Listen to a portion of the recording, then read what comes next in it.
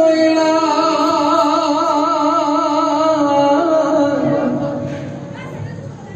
দেবহূতি পাছে কদম্ব শ্ৰমিক সেৱা কৰিবা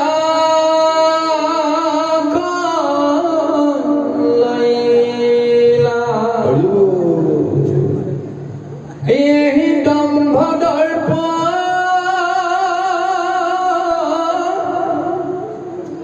অকাম কুধন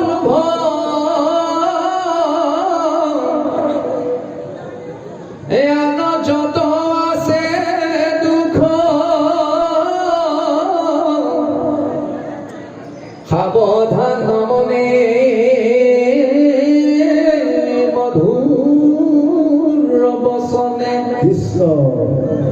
শ্রমিক করিলা তুখ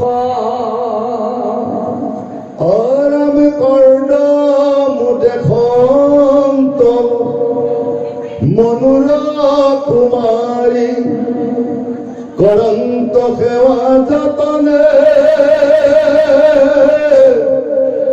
স্বামী হন্তে মহা সম্প্রতি পাইবাক কিন্তু ইচ্ছা করে মনে রাম বহুকাল সেৱা কৰন্তে কুশাইল পৰম সুন্দৰ দেহ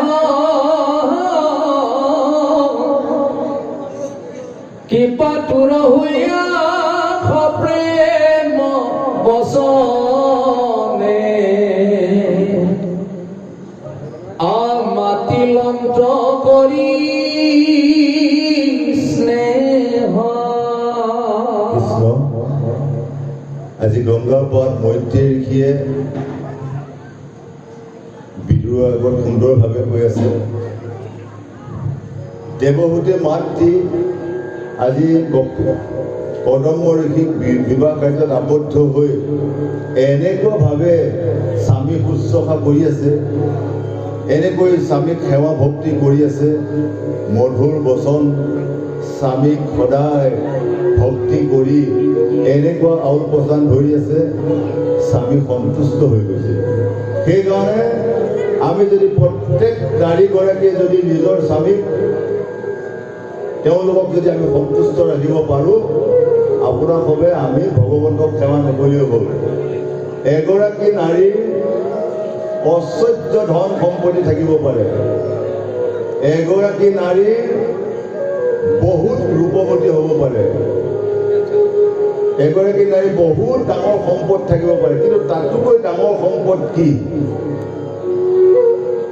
তাতোকৈ ডাঙৰ সম্পদ নিজৰ স্বামীগৰাকী স্বামীলৈ পাতে নাৰী সোণৰ সংসাৰ স্বামী নহ'লে নাৰী দিনতে আন্ধাৰ যিসকলৰ স্বামী আছে তেওঁলোকৰ কোনো অভাৱ অভিযোগ বোলা বস্তু নাই আৰু যিসকলৰ স্বামী নাই তেওঁসকলে বুজি আছে যে স্বামী নোহোৱা কিমান অভাৱ আকাশত চন্দ্ৰ নাই নিজিলিকে তৰা অজি নাৰী স্বামী নাই জীৱন্ততে মৰা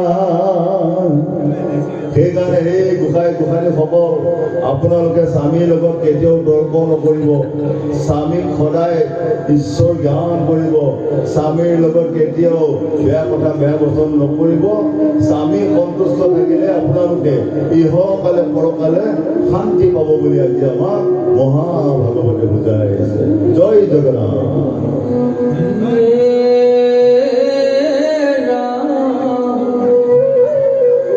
অদণ্ডে বুলন্ত মনুৰ নন্দিনী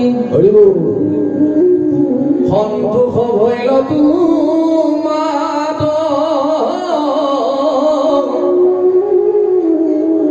এৰাম জাতু চিৰকাল কৰিলা শুশ্ৰূষা ভগতী আৰু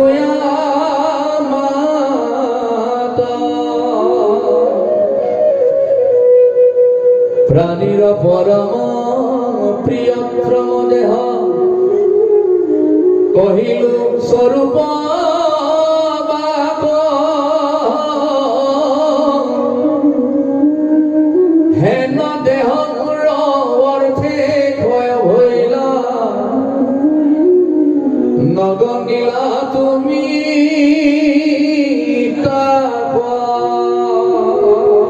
বহু কালময়ী তপস্যা করিয়া প্রসাদ পাইলু কৃষ্ণ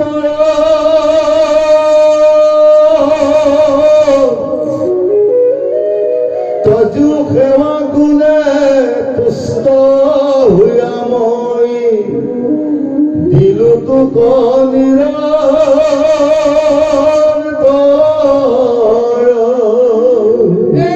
আমি দিব্য দৃষ্টি ভরি দেখিও সুন্দরী অলৌকিক ভুব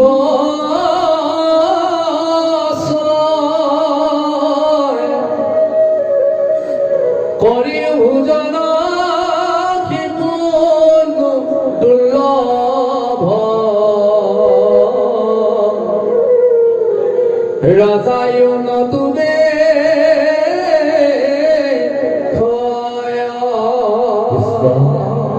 আজি কদম্ব ৰেখীয়ে দেৱহতী আইক কৈ আছে যে হে মনো নন্দিনী তুমি যেনেদৰে মোক শুশ্ৰূষা কৰিছা যেনেকৈ আলপৈচান ধৰিছা মই তোমাৰ ভক্তিত সন্তুষ্ট হৈ গৈছো সেইকাৰণে আজি আমাকে দেখুৱাই আছে যে আমাৰ যি পাৰ্থিৱ জগতত পুৰুষ প্ৰকৃতি আমি সদায় চলি আছো আমাকে দেখুৱাই আছে আমাৰো যদি গৃহে গৃহে যদি পুৰুষ প্ৰকৃতি যদি ভক্তি যদি খুব সুন্দৰ হয় প্ৰকৃতিগৰাকী যদি ভক্তি কৰে আৰু পুৰুষেও যদি প্ৰকৃতিগৰাকীক যদি ৰাধা ৰূপে সেৱা ভক্তি কৰিব পাৰে আৰু ৰাধা স্বৰূপে যদি কৃষ্ণ স্বৰূপে যদি নিজৰ স্বামীক যদি মানি ল'ব পাৰে ইহকালে পৰকালে শান্তি হয় আৰু তেনেভাৱে ভক্তি কৰিলে আমাৰ গাঁওখনে নহয় অসমখনে পবিত্ৰ হৈ যাব সেইকাৰণে আমি কৌটি কৌটি জনমৰ পুণ্যৰ ফলত এইবাৰ মনুষ্য জন্ম পাইছো এইবাৰ মনুষ্য জন্ম পাই যদি মই মনুষ্যই ভাল পোৱা কাম কৰিব নোৱাৰো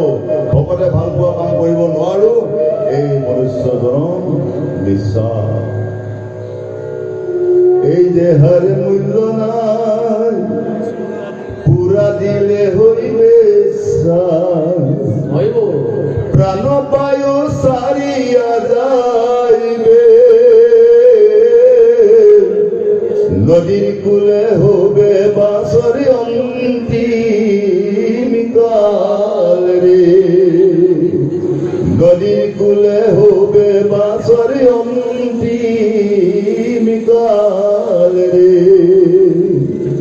এই গোসাঁইসকল যেতিয়া মোৰ সময় হ'ব কেতিয়াবা নদীৰ কিনাৰত কোনোবা শ্মশানত দি টঙনিয়াই টঙনিয়াই কৰি এই নশ্বৰতে শেষ কৰি দিছোঁ এনেকুৱা এটা যদি জীৱনত এনেকুৱা এটা দেহত যদি মই গৌৰৱ কৰোঁ অহংকাৰ কৰোঁ জেদ কৰি ভাৱ লৈ কাৰোবাক যদি নেমাতাকে থাকোঁ তেতিয়াহ'লে মোৰ মনুষ্য জীৱন লোৱা কোনো কাম নাই সেইকাৰণে সাধু গুৰু বৈষ্ণৱক সন্মান কৰি জ্যেষ্ঠজনক শ্ৰদ্ধা কৰি নিজৰ পিতৃ মাতৃক স্বৰ্গৰ দেৱতাকক মানিব পাৰিলে এই মনুষ্য জন্ম লোৱা কামত আহিব বুলি আজি আমাক ভাগৱতে বুজাই আছে জয় জগন্নাথ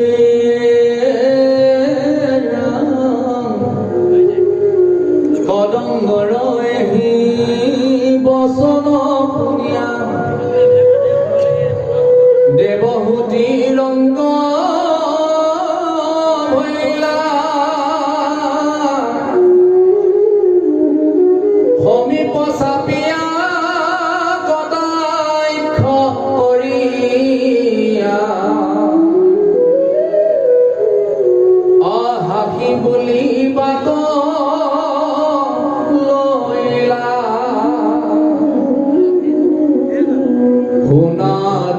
শ্ৰেষ্ঠ তোমাৰ মহিমা জানিলো মই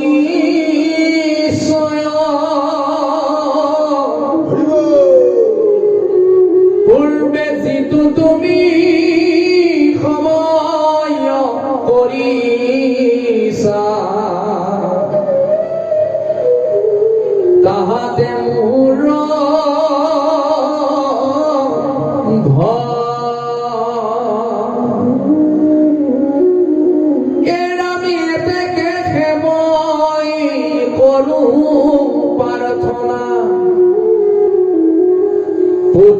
দেবে উপজিল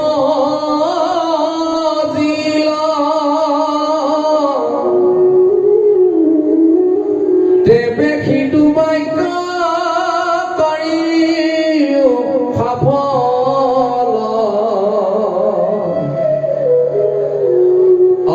তুমি স্বামী কিবা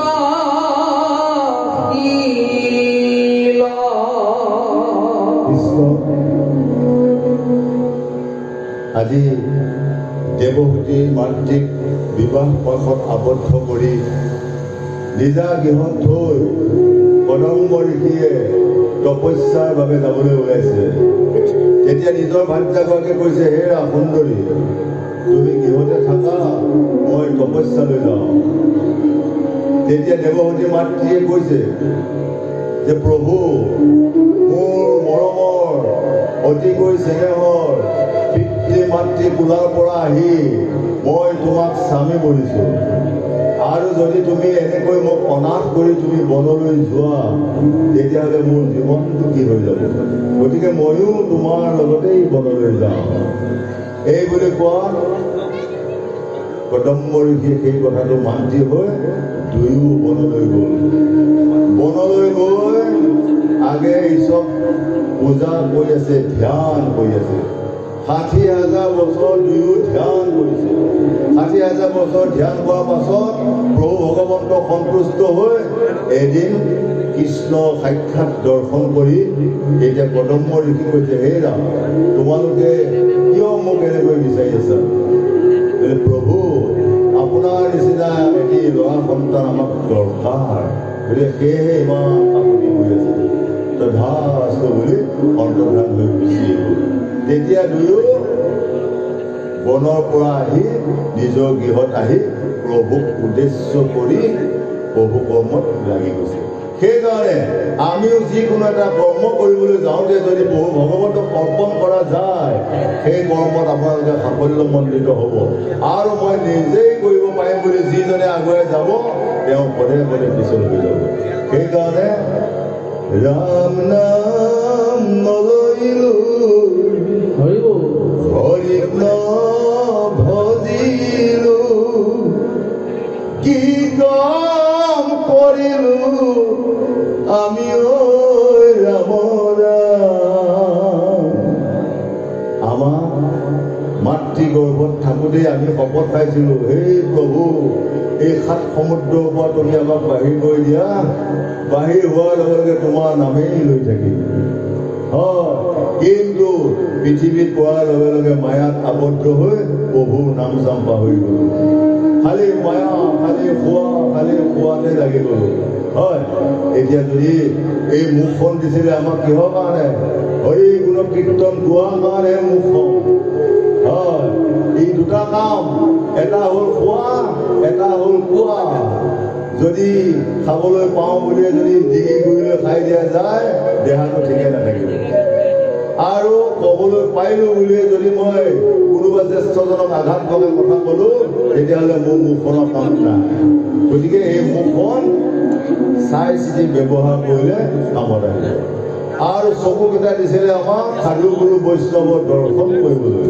যদি মই সাধুগুৰু বৈষ্ণৱৰ দৰ্শন নকৰি যদি মায়া চকুৱে চাই আছোঁ, তেতিয়াহ'লে চকুকেইটা এদিন জন্তুতে উলিয়াই দিম।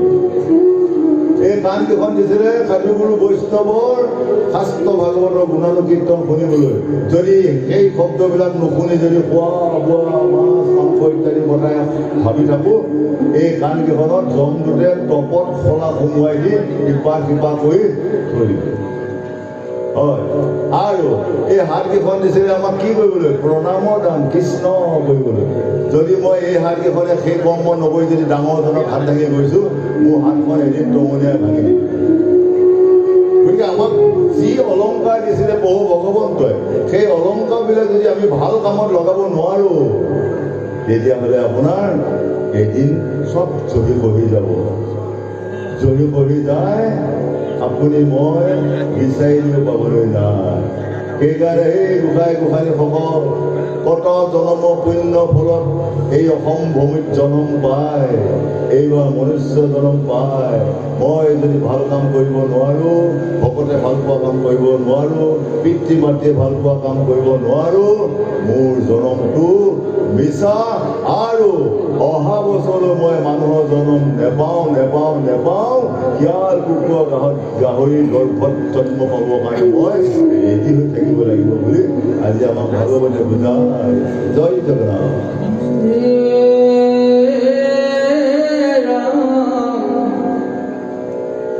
ইয়াতে মোৰ দেহা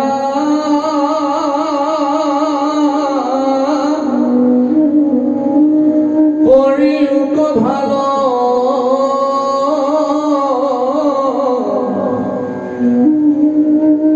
সিংগাৰক যেন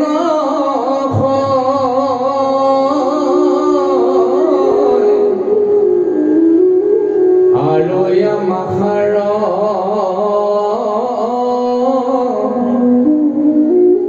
সদৃশ ভুৱন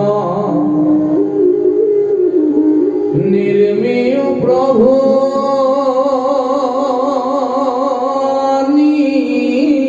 নিশ্চয়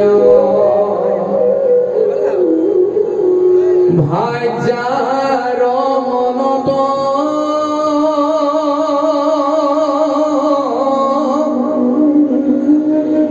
প্ৰীতি সাধিবাক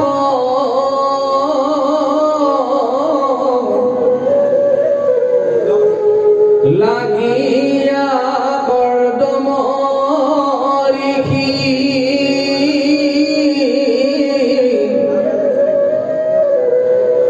যুগমায়া বলে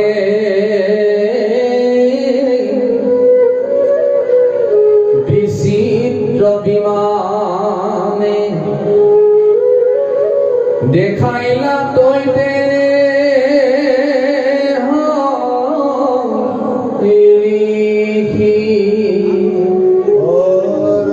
সৰ্ব কাম পুৰে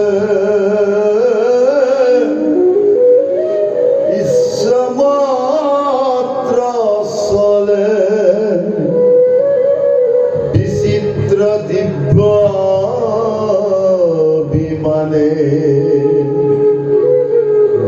সকল সম্প্ৰতি নিতেকাত বাহে ৰত্ন শুভে থানে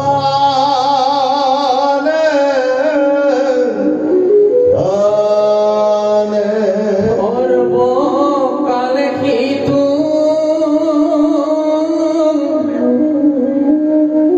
সুখ মাত্ৰ সাধে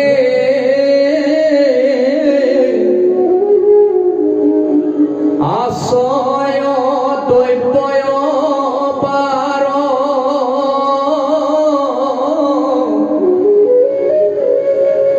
মণিময় স্তম্ভ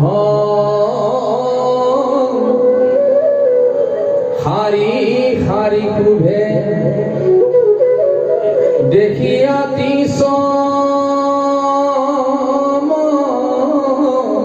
চমৎকাৰ এই পতয়ম্বৰৰ বিচিত্ৰ পতাকা উপৰে সদা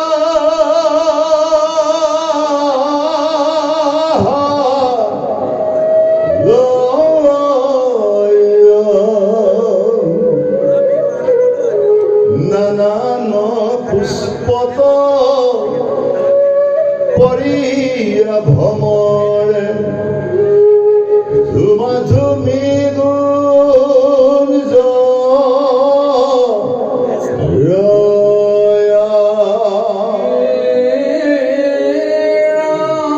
ৰাম তলাতল কৰি বান্ধি আছে ঘৰ ভিন্নে ভিন্নে প্ৰকাশ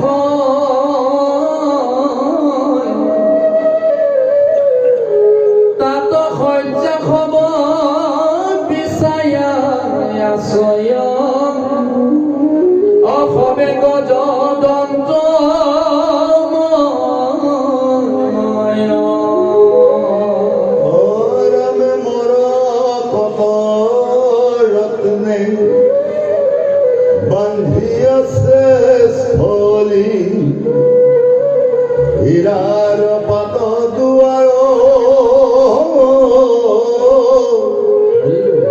সুবৰ্ণৰ কুম্ভ ওপৰে প্ৰকাশে অতিকে ৰচিত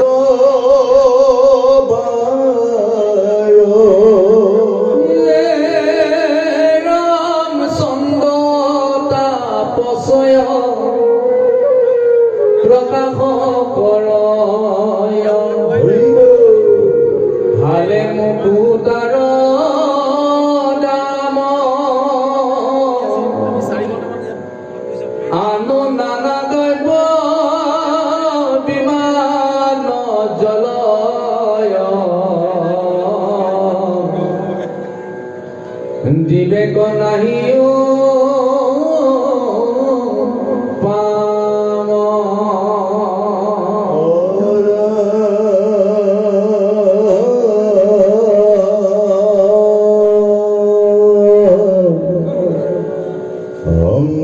পরাবত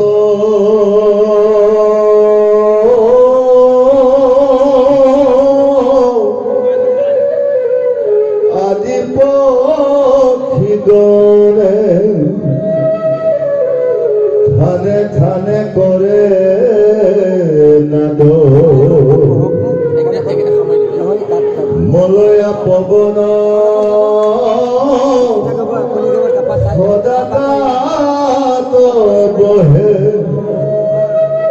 মিলাবে মনে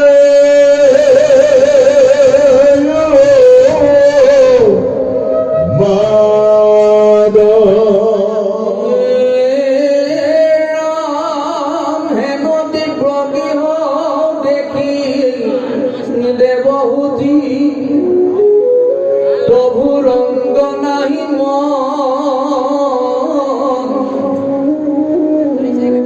জাতু কি খয়াতি হুয়াছে শরীর নাহি দাখি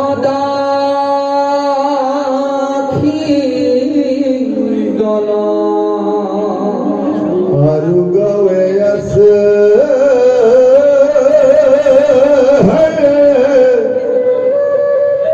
মলিন বখন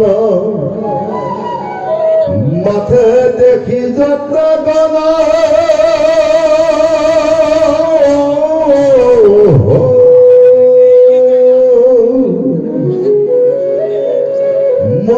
মলপঙ্কবঙ্গে ঢাকি আবাসয় বিবর্ণ দুগুতি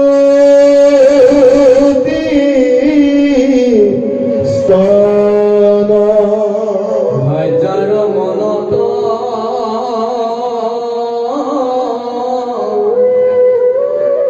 হয় সন্তোষ দেখি বুলিলা কদম্ব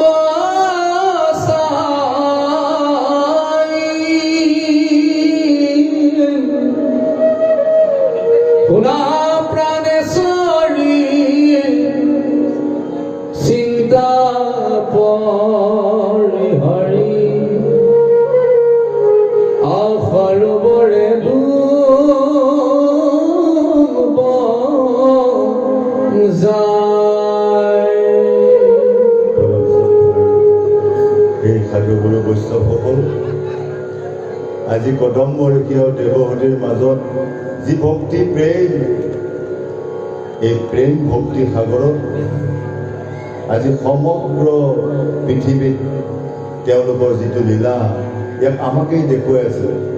আজি আমাৰ মাজতো এই সংসাৰত স্বামী স্ত্ৰীৰ মাজত যি সম্বন্ধ এই সম্বন্ধ যদি সুখৰ হয় তেতিয়াহ'লে তাৰ পৰা আমি এটি ভাল ফল পাম আৰু সেই ভাল ফলে মোৰ ঘৰখনকো আনন্দ কৰিব, মোৰ গাঁওখনকো উন্নত কৰিব আৰু মোৰ অসমখনকো উন্নত কৰিব পাৰিব।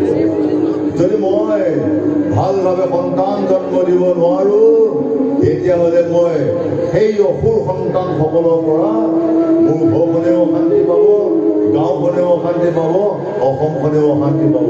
তেওঁলোকৰ ভয়ত ওচৰ চুবুৰীয়া মানুহ থাকিব নোৱাৰা হ'ব। সেইকাৰণে আমি এটি ভাল কাম কৰিবলৈ যাওঁতে সদায় ঈশ্বৰ চিন্তন কৰি প্ৰভুক নিবেদন কৰি যদি আমি কৰ্মভাগ কৰিব পাৰোঁ, তেতিয়াহ'লে ইহকালে পৰকালে আমি শান্তি পাম। সেইকাৰণে স্বামী আৰু স্ত্ৰীৰ মাজত কোনোদিনে যদি বেয়া ভাৱ নাহে, তেতিয়াহ'লে সংসাৰখনত শান্তি হ'ব। যদি কোনোগৰাকী নাৰীৰ যদি স্বামীৰ ওপৰত যদি বিশ্বাস নহয়, পৰ চকু ভাৱ হয়, তেতিয়াহ'লে সেইখন ঘৰ সদায় অশান্তি। আৰু স্বামীও যদি নিজৰ ভাৰ্যাগৰাকীক যদি সন্দেহ ভাৱ কৰে, তেতিয়াহ'লে সেইখন ঘৰ দেখিব সদায় হাই কাজিয়া। গতিকে সেই গোসাঁনীসকল আজি কদম্বৰীয়া আৰু দেৱহূতিয়ে আমাক দেখুৱাই থৈ গৈছে, তেওঁলোকৰ মাজত যি সম্বন্ধ ভক্তি, যি এৰা এৰি নোহোৱা ভক্তি, এই ভক্তি আমাৰ মাজলৈ থৈছে। গতিকে আমিও যদি আমাৰ স্বামী স্ত্ৰীৰ মাজত যদি আমি সুন্দৰভাৱে তেনেকুৱাকৈ যদি ভক্তি কৰি যাব পাৰোঁ, তাৰ পৰা আমি এটি ভাল ফল পাম বুলি আজি সুন্দৰভাৱে বুজাই আছোঁ। কৃষ্ণ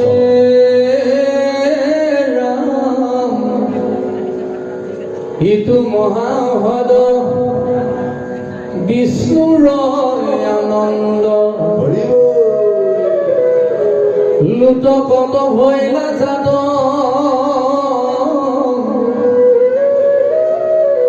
মনুষ্য খবৰ মনত বাঞ্ছিত, অপুৰয় জানা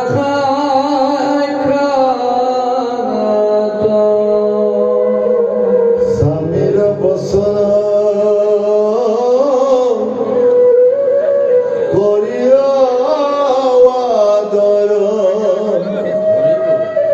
তেতিক্ষণে চলি গইলা, পৰম পবিত্ৰ বিন্দু সৰোবৰে পাছে যাই ডুব দিলা। দেখন্ত জলৰ ভিতৰে উত্তম দিহায়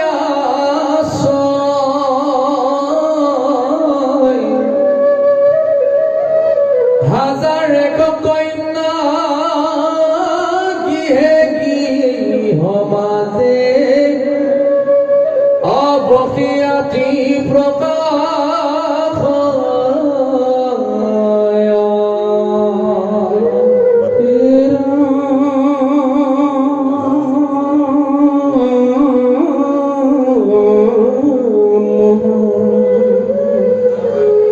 কইনা হবে দেখ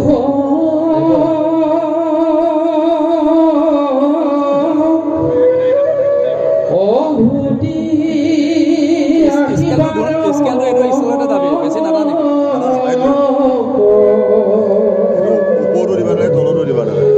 দেখি বইলা রঙ্গ মন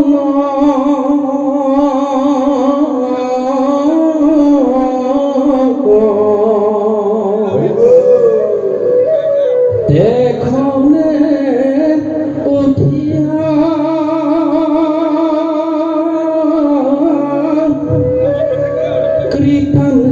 কৃতাঞ্জলি হুয়া বুলি দেই লোলা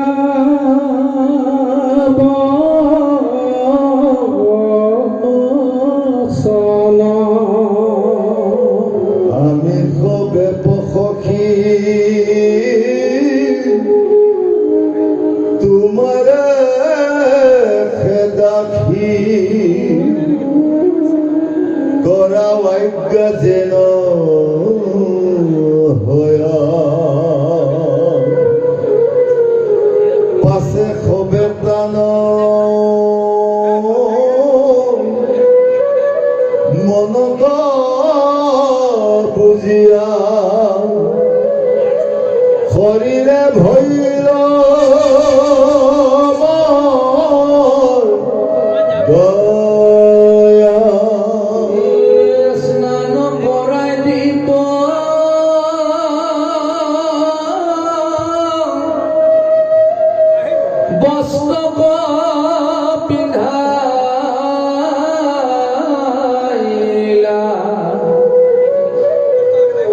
ৰত্নয় অলংকাৰ যত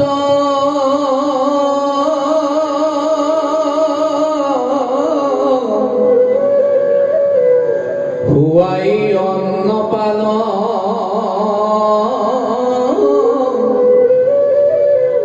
কৰিব হুমান দৰ্পণ দিলা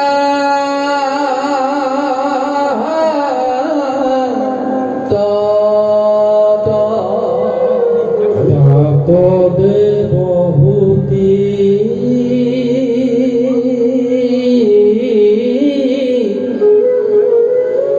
সবাঙে চাহিয়া হৰিষ আতি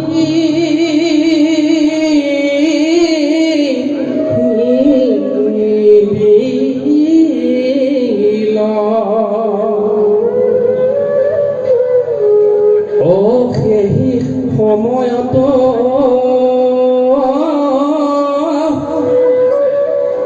কদম্ব স্বামীক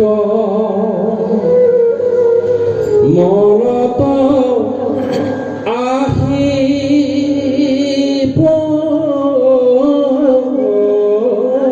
পৰিল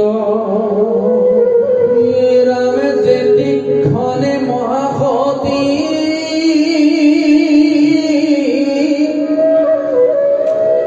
পতি কস্মৰিলা মাত্ৰ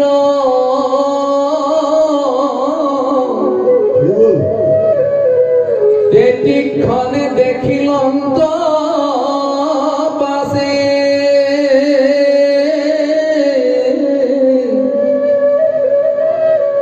জৈতয় আছে প্ৰজাপতি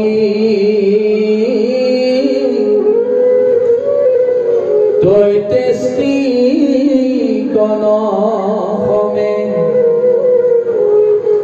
আপুনি শান্ত স্বামী কাছে কৃষ্ণ এনেকৈ কদম্ব ঋষি আৰু দেৱহূতি আই মাতৃ দুয়োজনে বিন্দু সৰোবৰত স্নান কৰি সুন্দৰভাৱে উঠি শৰীৰ পৰিষ্কাৰ কৰি ৰত্ন অলংকাৰ পিন্ধি অন্ন প্ৰাণ কৰি বহুমান দৰ্পণ দিলে হাতত কদম্ব ঋষিয়ে সুন্দৰভাৱে নিয়ম কানুনৰ দৰ্পণ ভাগ দেৱহূতি আইক দিছিলে আৰু সেই দৰ্পণ ভাগ স্মৰণ কৰিলে সতী দেৱহূতি মাতৃয়ে নিজৰ স্বামীক দেখা পায় গতিকে আমাৰ আইসকলো যদি প্ৰতিব্ৰতা নাৰী হয় প্ৰতিব্ৰতা হ'বলৈ যদি শিক্ষা দীক্ষা লয় নিজৰ স্বামীক স্মৰণ কৰি দেখাব তেনেকৈ কৃষ্ণক পাবৰ কাৰণে গোপীসকলে বৃন্দাবনত কঠোৰ তপস্যা কৰিছিল আৰু পাছত গোপীসকলে কৃষ্ণক দৰ্শন হৈছিল এতিয়া আপোনাৰ সবেও সকলোৱে গোপী আমি গোপী ভাৱেৰে আমি বহু ভগৱন্তক ভক্তি কৰি আমন্ত্ৰণ জনাব লাগিব গোপী ভাৱে যদি আমি মাতিব পাৰোঁ বহু ভগৱতে আমাক যেনে তেনে দেখা দিব সেইকাৰণে সদায় আইসকলে নিজৰ স্বামীক স্বৰ্গৰ দেৱতাৰ বাবে পূজা কৰিব লাগিব সদায় ৰাতিপুৱা দুপৰীয়া গধূলি নিজৰ স্বামীক সেৱা জনাব লাগিব আৰু যিসকল নাৰীয়ে নিজৰ স্বামীৰ কথা কোনোদিনে নেপেলায় যিগৰাকী নাৰীয়ে স্বামীৰ লগত কোনোদিনে তৰ্ক পেচাল নকৰে যিগৰাকী নাৰীয়ে স্বামীয়ে আনি দিয়া বজাৰখিনি অকপতে মানে সন্তুষ্ট হয় আৰু যিজন স্বামীয়ে নিজৰ ভাৰ্যাগৰাকীলৈ এযোৰ কাপোৰ আনি দিলে তৎক্ষণাৎ পচন্দ হোৱা আৰু যিগৰাকী নাৰীয়ে নিজৰ স্বামী নহালৈ কেতিয়াও ভাত মুঠি নেখায় আৰু যিগৰাকী নাৰীয়ে নিজৰ স্বামী নুসুধি চোতালৰ পৰা বাটলৈও নেযায় এইখিনি গুণ থকা নাৰীক কৈ আছে ভাৰতবৰ্ষ পৃথিৱীৰ ভিতৰত শ্ৰেষ্ঠ নাৰী। গতিকে এনেকুৱা গুণ গৰিমাবিলাক যদি আইসকলে ল'ব পাৰে, অসমখনে মানাই নহয়, পৃথিৱীয়ে মানিব সেইগৰাকী নাৰী। সেইগৰাকী নাৰীক ওচৰলৈ কোনো দেৱ দেৱতা পিশাচ আহিব নোৱাৰিব, খালি প্ৰভু ভগৱন্তহে দৰ্শন হৈ আহিব। সেইকাৰণে আমি ৰাতিপুৱাৰ পৰা গধূলিলৈ সদায় ভাল কাম কৰাটো আমাৰ উচিত। কোনোদিনে মিছা কথা ক'ব নালাগে, কাকো ফাঁকি মাৰিব নালাগে, সদায় সত্য কথা ক'ব লাগে, জ্যেষ্ঠজনক সন্মান কৰিব লাগে। এনেকৈ যদি আমি কৰ্ম কৰি যাব পাৰোঁ, তেতিয়াহ'লে আমাৰ মানৱী জনম লোৱা কামত আহিব। আৰু যদি তাকে নলওঁ, তেতিয়াহ'লে সদায় দুখ দুখ দুখ। মানৱী জনম লভিও মনাই ভাৰতলৈ আহিলি, হৰি বিনে গতি নাই মনাই তাকো নজানিলি। পুত্ৰ ভাজা ধন জন সবাকে খাবতি মনাই, সবাকে খাবতি আপোন মনে বহি আছ হৰি কণ ভজি। দেখিছে, পুত্ৰ ভাজা ধনৰ আশাত ঈশ্বৰ যদি মই পাহৰি যাওঁ, সেই পুত্ৰ ভাৰ্যাসকলে আপোনাক ৰাখিব নোৱাৰে। এদিন যেতিয়া মোৰ কৰ্ম বেয়া হ'ব, কাল খোৱা খপোৱা বেং কামোৱা জমটোতে মজপত পাক ধৰি মজপত লোহাৰ ডাং লৈ ৰেডি হৈ আহিব। সেই দিনা সেই ৰাইডাঙে কোবাই কোবাই লৈ যাব। গতিকে আমি যদি ভাল কাম কৰিব জানো, ভাল কাম কৰিব শিকো, তেতিয়া জমৰ দুখ নাহে। বিষ্ণু পাৰিষদে আহি আপোনাক আনন্দ কৰি বৈকুণ্ঠলৈ লৈ যাব বুলি কয়। সেইকাৰণে আমি কোনো দিনে কেতিয়াও বেয়া কাম কৰা উচিত নহয়। যি কাম কৰা যায়, যি কাম কৰিলে দহে ভাল পায়, যি কাম কৰিলে দহে আনন্দ পায়, যি কাম কৰিলে দহে গৌৰৱ কৰে, তেনেবোৰ কাম কৰিবলৈ শিকি যদি আমি যাব পাৰোঁ, ইহকালে পৰকালে শান্তি পাম বুলি আজি আমাক ভাগৱতে বুজা কৃষ্ণ।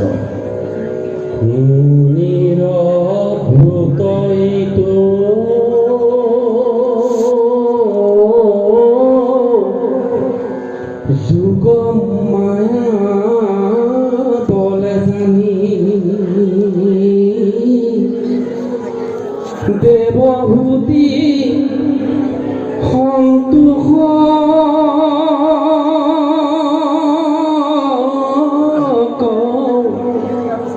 পাইল অকলম ভাই যাৰ দিব্য অপূৰ্ব ৰূপক দেখি মনে মহা কৌতুক মিলিল। ৰামায়াতিশয় হুয়া ভুল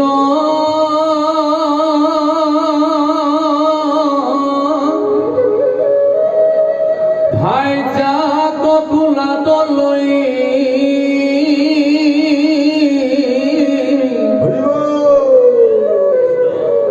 বিমানত উঠিল অন্তৰংগে।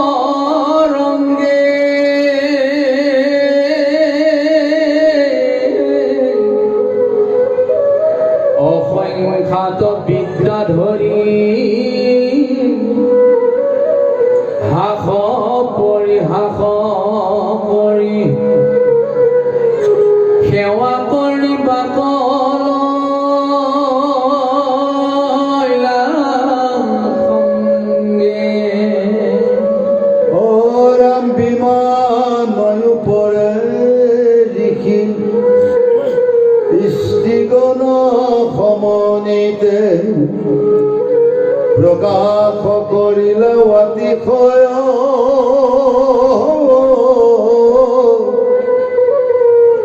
তাৰাই বেষ্টিত হৈয়া নিৰ্মল আকাশে যেন পূৰ্ণিমাৰ চন্দ্ৰ বিৰাজ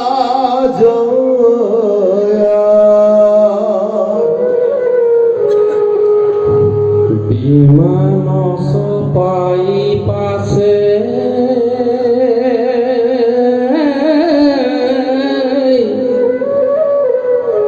হৰি সত মনে যায় মেৰুৰ দূৰ নিত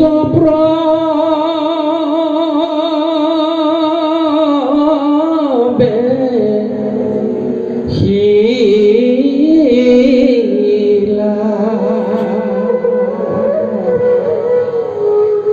কামে হুয়া উন্মত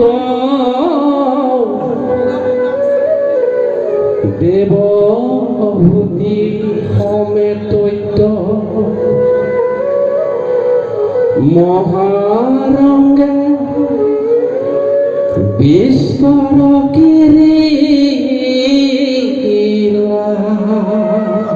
ৰামানন্দন আদি কৰি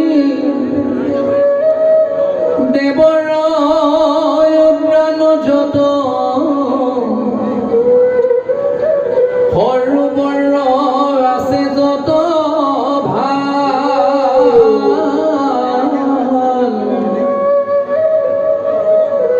বিচিত্ৰ বিমানে যাই মনুৰ কুমাৰী হবে সবাতুৰ মিলা বহু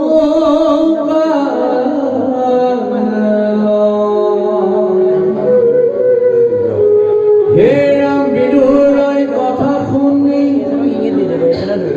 নহিবা বিস্ময় আঠি যাৰা ভৈল সেৱক কৃষ্ণৰ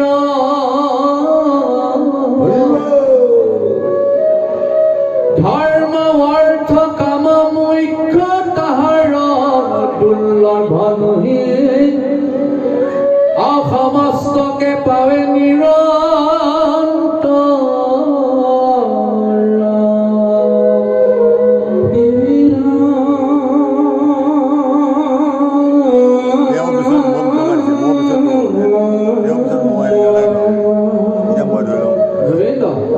পৃথিৱী মণ্ডলে যত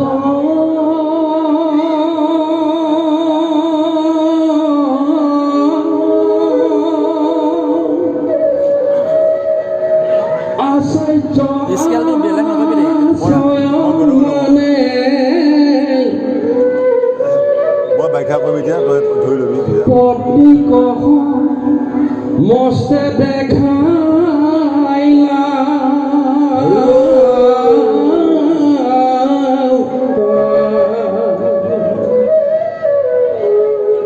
এহি মতে বহু কাল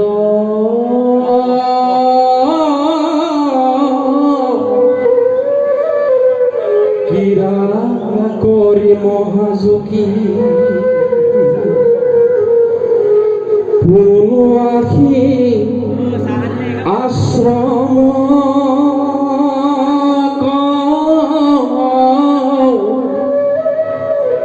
পাইলা আজি দেৱহতী মাতৃ আৰু কদম্ব ঋষিৰ মাজত যি ভক্তি এৰা এৰি নোহোৱাকৈ চলি আছে ইয়াক আমাক দেহমাগত বুজাই আছে যে ৰাধা আৰু কৃষ্ণৰ যিটো ভক্তি এই ভক্তিটোতে আমাক বুজাই আছে আমি দেহমাগত যদি আমাৰ প্ৰাণক প্ৰভু কৃষ্ণক আমি যদি ভাৰ্যা হিচাপে তেনেকুৱা ভক্তি কৰি সেৱা কৰিব পাৰোঁ তেতিয়াহ'লে আমাৰ কামত আহিব আমি এই সংসাৰত থকা ভাৰ্যাসকলৰ লগত আমি যি প্ৰেম ভকতি কৰি আছোঁ আমি তাতো কৰি দেহত থকা কৃষ্ণৰ লগত যদি আমি সেই প্ৰেম ভকতি কৰি থাকিব পাৰোঁ তেতিয়াহ'লে কামত আহিব ইয়াতে কৈ আছে কামে হুয়া উন্নমত দেৱহতী সমেত মহাৰঙে বিস্তৰ কৰিলা এই ছটা ৰিপুৰ যিটো কাম ভাৱ যিটো কাম শক্তি এই কামৰ সমান শক্তি ত্ৰিভুৱনত নাই সেইকাৰণে এদিন এখন ব্যাসৰ আশ্ৰম আছিলে। এই আশ্ৰমত তেওঁ 55 শিষ্য আছিলে। জৈমিনী ঋষি ব্যাসদেৱে কৈছিলে, হেৰা জৈমিনী ঋষি, মই তোমাক কথা এটা কওঁ, শুনিবা। গুৰুদেৱ, যে পুত্ৰ আৰু মাতৃ যদি ডেকা হয়, একেলগে কেতিয়াও ৰাতি শয়ন নকৰিবা। আৰু বায়েক ভায়েক যদি ডেকা হয়, তেতিয়াহ'লে বায়েক ভাই হ'লেও একেলগে শয়ন কক্ষত নাথাকিবা। তেতিয়া জৈমিনী ঋষিয়ে গুৰুজনক ক'লে যে প্ৰভু, এইটোতো কেনেকুৱা কথা? মাক আৰু পুতেক বা ককায়েক আৰু ভনীয়েক, এইটোতো সম্বন্ধটো বেলেগ, নিজা সম্বন্ধ। ঠিক আছে বাৰু, মই দুদিনৰ কাৰণে বেলেগ এখন আশ্ৰমলৈ যাম, গতিকে তোমাক আশ্ৰমখন মই দায়িত্ব দিলোঁ। এই দুদিন তুমি মোৰ আশ্ৰমখন খুব সুন্দৰকৈ ৰাখিবা। হ'ব গুৰুদেৱ, এই বুলি কৈ ব্যাসদেৱ গুচি গ'ল। আৰু জৈমিনী ঋষি তাতে থাকোঁতে লাহে লাহে সন্ধিয়া সময় হ'ল, লগে লগে পূব ফালৰ পৰা সুন্দৰ এগৰাকী নাৰী ছোৱালী আহি গ'ল। সেই ছোৱালীজনীয়ে আহি পেলাই মানে সেই জৈমিনী ঋষিক ক'লে যে গুৰুদেৱ, মই বৰ বিপদত পৰি আহিলোঁ, আপোনালোকৰ আশ্ৰমতে আজি ঠাই অলপমান দিয়ক, মই ৰাতিটো ইয়াতে কটাই যাওঁ। তেতিয়া জৈমিনী ঋষিয়ে ক'লে, নহ'ব, মোৰ আশ্ৰমত কোনো নাৰী জাতি থকা সুব্যৱস্থা নাই, গতিকে মই এই আশ্ৰমত থাকিব দিব নোৱাৰিম। তেতিয়া ছোৱালীগৰাকীয়ে ক'লে, আপোনালোকে এনেকুৱাই আশ্ৰম বনাইছে নেকি? বিপদত পৰি অহা এগৰাকী অবলা নাৰী আপোনালোকে থাকিবলৈ অকণমানো আশ্ৰয় নিদিয়ে? আপোনালোকৰ এনেকুৱাই ভক্তি? এই বুলি কোৱাত জৈমিনী ঋষিয়ে চিন্তা কৰিলে, কথাটো নোহোৱা নহয়, বিপদত পৰি এই ছোৱালীজনী সন্ধিয়া সময়ত ক'ত যাবগৈ? তেতিয়া ক'লে, হ'ব, কিন্তু দুটা চৰ্ত আছে। কওক। যে এই 10 নম্বৰ কোঠালিটোত তোমাক ৰাতিটো থাকিবলৈ দিয়া হ'ল, কিন্তু তুমি সোমাই ভিতৰৰ পৰা দৰ্জা মাৰি দিব লাগিব, আৰু কোনো জৈমিনী ঋষিয়ে মাতিলেও বাহিৰৰ পৰা তুমি ওলাই আহিব নোৱাৰিবা। হ'ব গুৰুদেৱ, বঢ়িয়া। এই বুলি কৈ অলপ গৈ তেওঁ 10 নম্বৰ কোঠালিটো দি দিলে দেখুৱাই। ছোৱালীজনী সোমাই গৈ ভিতৰৰ পৰা হুক মাৰি শুই থাকিল। লাহে লাহে জৈমিনী ঋষি 1 নম্বৰ ৰুমত আহি তেওঁ বিচনাত বাগৰ দিলে। বাগৰ দি কিন্তু গোটেই ৰাতি জৈমিনী ঋষি টোপনি নাই। তেওঁ ভাবিছে কি, এই ছোৱালীহে নে বোৱাৰীহে নে কোনোবা মায়াবী নে কোনোবা অপেশ্বৰী নে কোনোবা ভূত পিশাচ, একো ধৰিব পৰা নাই। এই বুলি তেওঁ গোটেই ৰাতি টোপনি নগৈ নিশা 4টা বজাত তেওঁ উঠি আহিল বিচনাৰ পৰা উঠি আহি ছোৱালীজনী শুই থকা ৰুমটোলৈ গৈ দৰ্জাখনত বঢ়িয়াকৈ এনেকৈ মাত দিলে। তেতিয়া ছোৱালীজনী ভিতৰৰ পৰা ক'লে, কোন? মই জৈমিনী ঋষি, ওলাই আহাচোন। মই ওলাই যাব নোৱাৰোঁ। তেতিয়া ক'লে, কিয়? মই জৈমিনী ঋষিয়ে কৈছোঁ। কৈছে, কোনো জৈমিনী ঋষিয়ে মাতিলেও মই বাহিৰলৈ যাব নোৱাৰোঁ। আপুনিয়েতো কৈছিলে যে ভিতৰৰ পৰা হুক দি শুই থাকিবা, কোনো জৈমিনী ঋষিয়ে মাতিলেও নাহিবা। এতিয়া গুৰুদেৱ, মই যাব নোৱাৰিম। তেতিয়া জৈমিনী ঋষিয়ে কি কৰিলে, আগৰ দিনৰ ঘৰবিলাকত মানে দৰ্জাৰ ওপৰতে ভেণ্টিলেটৰ থাকে নহয়, কোনো মানে চিক টিক নাই, খালি কাঠ চলাই এফালে সিফালে যোৱা। চকী এখন লৈ সেই ভেণ্টিলেটৰ দি পাৰ হৈ ছোৱালীজনী গুৰিতে জাপ মাৰি পৰি গ'ল। ছোৱালীজনী একে অপৰূপ দৃষ্টি, একদম অপেশ্বৰী মেনকা উদ্ভসী দৰে একেবাৰে ছোৱালীৰ ৰূপ। ছোৱালীজনী বঢ়িয়াকৈ শুই আছে। তেতিয়া জৈমিনী ঋষিয়ে ক'লে, হেৰা সুন্দৰী, তুমি ছোৱালী নে বোৱাৰী নে কোনোবা অপেশ্বৰী নে কোনোবা মায়াবিনী? তেতিয়া ছোৱালীজনে ক'লে, কোনো মই মায়াবিনী নহয়, মই এজনী গাভৰু ছোৱালী। তুমি বিয়া হোৱা না? বোলে না। তুমি বিয়া হ'বানে? উপযুক্ত পাত্ৰ পালে হ'ম, মোলৈ বিয়া হ'বা। এই ঋষিয়ে কৈ দিলে, বোলে আপুনি যদি মোক পচন্দ কৰে বিয়া হ'ম, কিন্তু দুটা চৰ্ত আছে। বোলে কি চৰ্ত? এইখিনিৰ পৰা এইখিনিলৈ মোক তুমি কান্ধত তুলি লৈ যাব লাগিব, আৰু কান্ধত তুলি নিওঁতে তুমি হাত ভৰি মুখ বন্ধ হৈ যাব লাগিব। বঢ়িয়া। তেওঁ যেতিয়া ছোৱালীজনী পাবই ঘৰহে কান্ধত, বোলে উঠা, একে কান্ধত উঠাই ল'লে নহয়। উঠাই লৈ গৈ আছে, মানে পোহৰ হোৱা নাই, অকণমান ফাট দি আহি আছে। তাৰপৰা লাহে লাহে পোহৰ হৈছে আৰু তেতিয়া বঢ়িয়াকৈ মানে ছোৱালীজনী কান্ধৰ পৰা জাপ দি মাটিত পৰি এক চৰ দিছে ঋষি। এয়া ঋষি বুলি এক চৰ দি তেতিয়া কি হৈ গ'ল, ছোৱালী গুচি তেওঁ গুৰুজন ব্যাসদেৱ হৈ গ'ল। জৈমিনী ঋষি, মইতো তোমাক কৈছিলোঁ যে পুত্ৰ হ'লেও সফল ডেকা হ'লে মাতৃৰ লগত একেলগে শয়ন নকৰিবা, আৰু ভাই ককাই হ'লেও বাই ভনীৰ লগত একেলগে শয়ন কক্ষ নকৰিবা। আজি তোমাৰ কি হৈ গ'ল গুৰুদেৱ? মই আজিহে বুজিলোঁ কাম ইমান শক্তি, এই কামে 7 সাগৰ 13 নদীত পেলাব পাৰে। গতিকে সেই গোসাঁইসকল এই কাহিনীটোৰ জৰিয়তে যে কাম কিমান শক্তি, এই শক্তিৰ বিষয়ে আমি আপোনালোকক কৈছোঁ। গতিকে আজি আমিও কাম, ক্ৰোধ, লোভ, মোহ, মদ, মাৎসৰ্য এই 6টা বলীয়া মহৰ দৰে, যদি 6টা মহ যদি আপোনালোকৰ বাৰীত এৰি দিয়ে, একোৰূপে হানি, খুচি, কলগছ যি গছ নাথাকক বগাই গৈ থাকিব। আমাৰ ৰিপুকেইটাক কৈ আছে কাম, ক্ৰোধ, লোভ, মোহ, মদ, মাৎসৰ্য 6টা বলীয়া হাতীৰ দৰে। এই 6টা যেতিয়া চবফালে যাব, কোনো ধৰি ৰাখিব নোৱাৰে। গতিকে এই 6টা ৰিপুক যদি আমি সাধু সংগৰ মাজেৰে, হৰিনাম হৰিকীৰ্তনৰ মাজেৰে, যোগ প্ৰাণায়ামৰ দ্বাৰাই মাজেৰে, আহাৰ সম্ভাৰৰ মাজেৰে যদি এই 6টাক যদি অকণমান নম্ৰ কৰিব পাৰোঁ, তেতিয়াহ'লে শাস্ত্ৰ শুনা, কৰ্ম কৰা, ধৰ্ম কৰা কামত আহিব। আৰু সেই সকলক যদি মই চলাব নোৱাৰোঁ, এই 6টাই নি মোক কেতিয়াবা নৰকত পেলাই শাস্তিৰ ওপৰত শাস্তি ভুগিব লাগিব বুলি আজি আমাক সুন্দৰকৈ বুজাই আছে। জয় জগন্নাথ।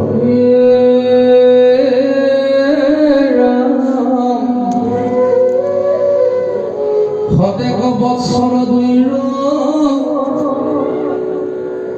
ক্ৰিয়াত নইলেক যদি তবু অল্প কাল মানি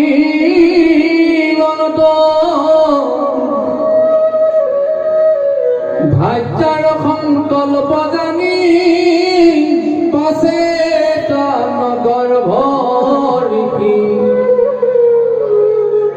নৱধাৰ বীৰ্যয়ে মিলনত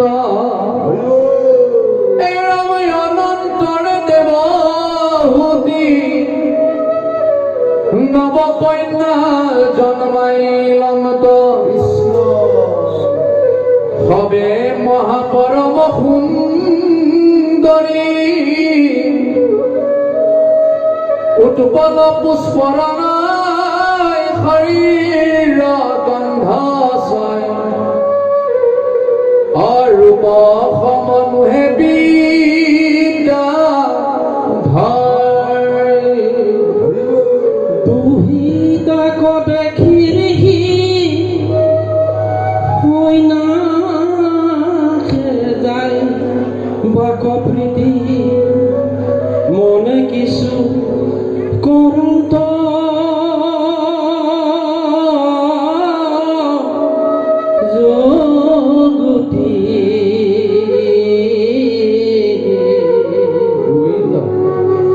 স্বামীৰ বুজিয়া ভাব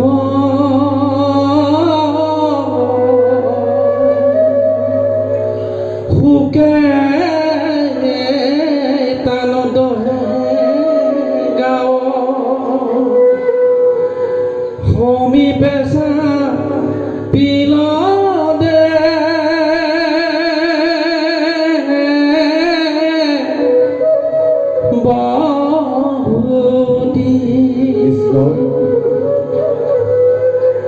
দেৱহূতি আৰু কদম্ব ঋষিৰ মিলনত নৱকন্যা জন্ম হৈছে আৰু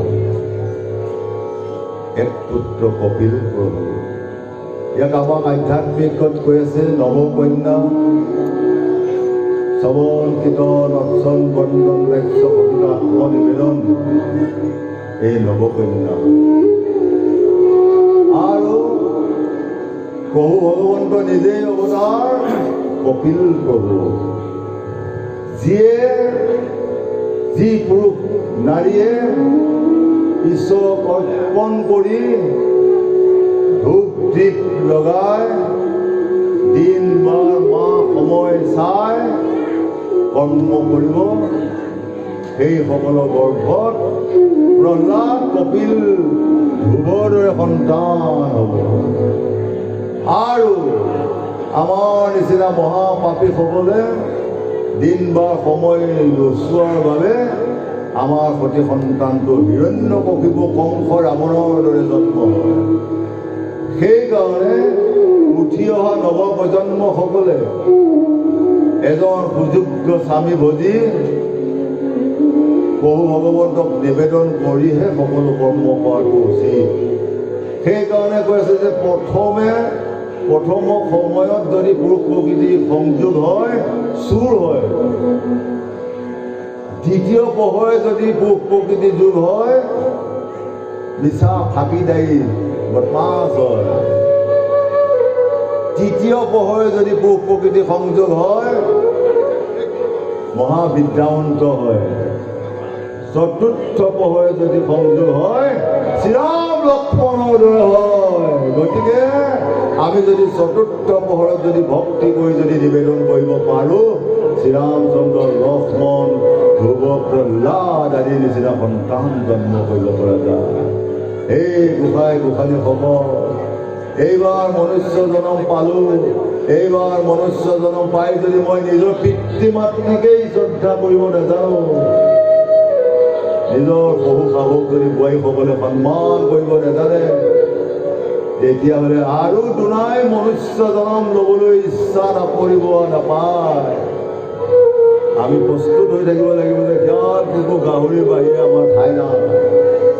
সেইকাৰণে উঠি অহা নৱপ্ৰজন্ম ছোৱালী বোৱাৰীসকলে সদায় স্বামীক ভক্তি কৰক, নিজৰ শহু শাহুৰক নিজৰ পিতৃ মাতৃতকৈও বেছি আদৰ কৰক, দেখিব সদায় সুখ শান্তি পাব। এগৰাকী বোৱাৰীয়ে যদি নিজৰ শহু শাহুৰক সন্মান নকৰি যদি নিজৰ জন্মদাতা পিতৃ মাতৃকে সন্মান কৰি থাকে, সেইসকল বোৱাৰীয়ে ইহকালে পৰকালে 9টা জন্ম লৈ শহু শাহুৰ অবিহনে জীৱন যাপন কৰিব লাগিব। যদি এইবাৰ মই যি স্বামী পালোঁ, কাৰ কাৰণে পালোঁ?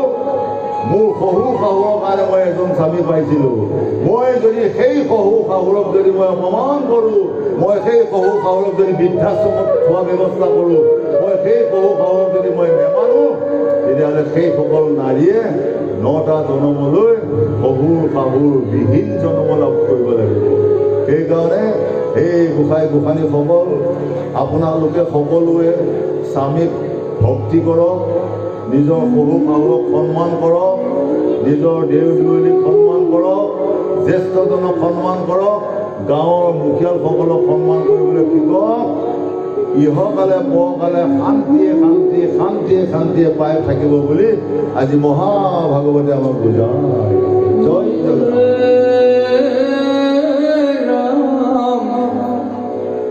অধুমুখে নহয়াগে ভূমিকলে খণ্ড ঘনে শুক জল কৰিয় স্তম্ভন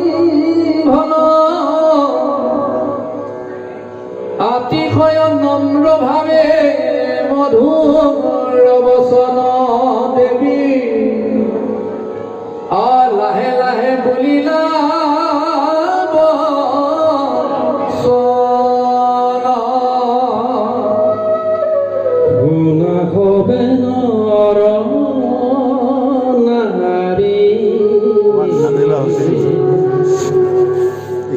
ইটো কথা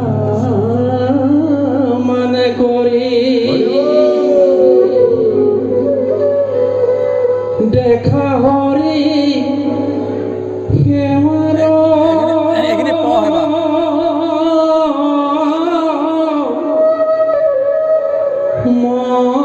মহত অকদম্বে ভক্তিৰ বলে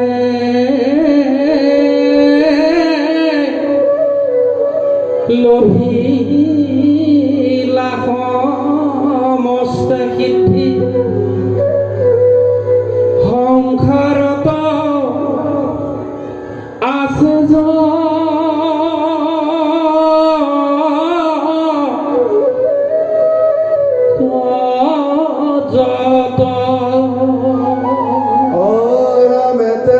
কৃষ্ণৰ পাৱে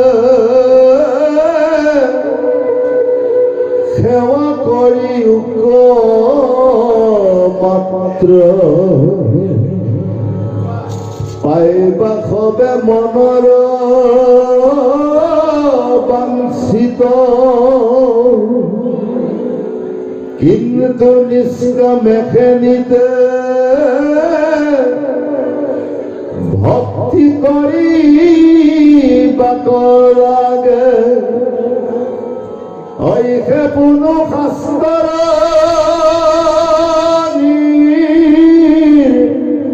নিত হে ৰাম জয় জয় কৃষ্ণ দেৱ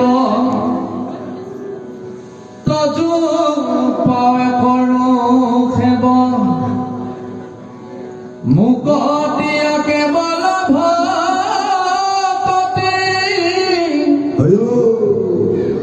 জনমে জনমে বন্ধু তোমাৰ দাসৰ দাস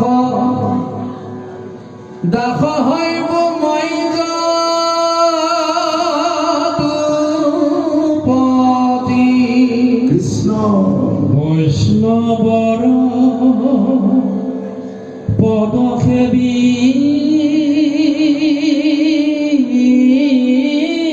সময় হ'লে আমাৰ বেলেগ হ'ব ৰচিলন্ত পদ ছবি কৃষ্ণ শিশুমতী গোপালা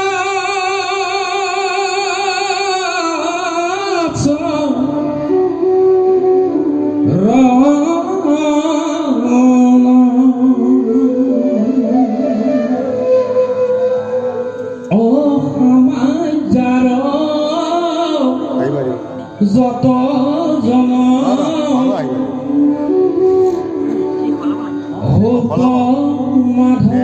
মাধৱতমন